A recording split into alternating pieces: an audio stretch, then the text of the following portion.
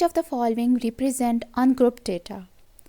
Heights of the students in a class categorized into height ranges, ages of individual listed in alphabetical order, weights of fruit recorded individually without grouping, monthly salaries of employees categorized into income brackets. And the right option is option C. What is a class interval in a group data? The difference between the highest and lowest values in the dataset, a range of values within a single category, the gap between two consecutive class marks or boundaries, the average value of all data points in the dataset, and the right option is option C.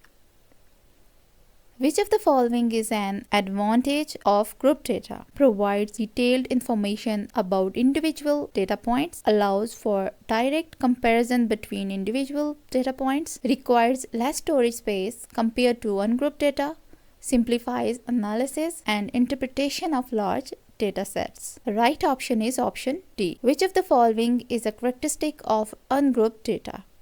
Requires the use of class intervals, provides a summarized view of dataset, each data point is listed separately, represents a simplified version of the dataset. Right option is option C.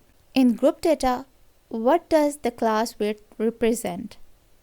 The range of values covered by each class interval, the difference between the highest and lowest value in the dataset, the gap between two consecutive class marks or boundaries, the average value of all data points in the dataset.